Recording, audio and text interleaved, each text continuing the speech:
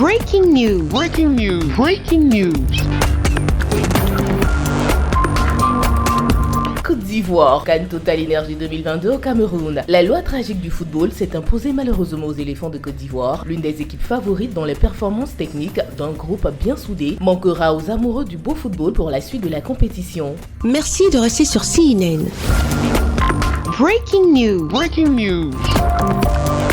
Ce mercredi 26 janvier 2022 s'est déroulé un classique du continent africain lors de cette CAN 2021. L'Égypte, septuple vainqueur de la compétition, affrontait la Côte d'Ivoire de Séjourier. Dans un début de match un peu haché, ce sont les éléphants qui mettaient en premier le pied sur le ballon et se montraient les plus intéressants. Nicolas Pepe et Serge Aurier multipliaient les dédoublements sur le côté droit sans jamais réussir à perturber une défense égyptienne très bien en place. La formation égyptienne regroupée dans son camp a fini petit à petit à se mettre et à proposer de belles séquences avec le ballon. C'est d'ailleurs Omar Marmouche qui se crée la première occasion du match d'une frappe surpuissante sur la barre transversale, 16e minute. Quelques minutes plus tard, c'était au tour de Mohamed Salah d'envoyer une mine bien repoussée par le gardien ivoirien. Dominateurs, les Pharaons se procuraient les meilleures occasions face à des Ivoiriens qui semblaient manquer de justesse et subir en première mi-temps. Au retour des vestiaires, l'Égypte de Mohamed Salah continuait de nettement dominer son adversaire et de profiter des espaces laissés par la défense ivoirienne. Mais à chaque fois, les hommes de Carlos Queiroz venaient tout gâcher avec des imprécisions dans le dernier geste, avec des frappes manquées face au gardien, des passes imprécises devant la surface adverse ou des contre-attaques malmenées.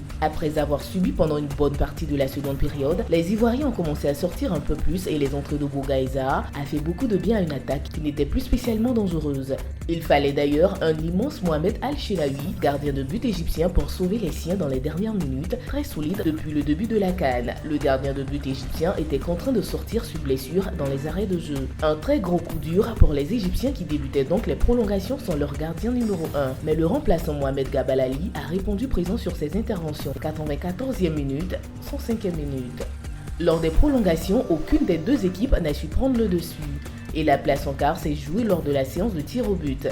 Comme un symbole, c'est Mohamed Salah qui a offert la place pour les quarts de finale, 5-4 après les tirs au but, à l'Égypte qui affrontera le Maroc.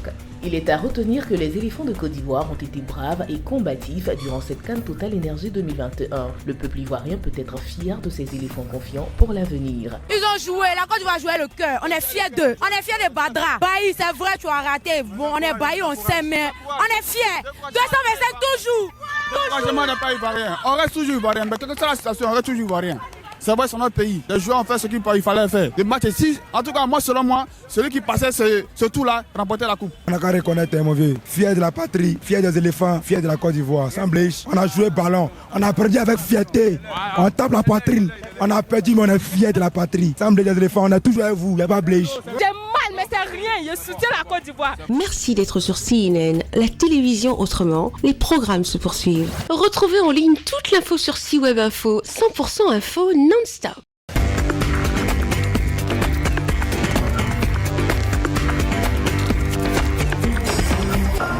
Breaking news. Breaking news. Sur CNN.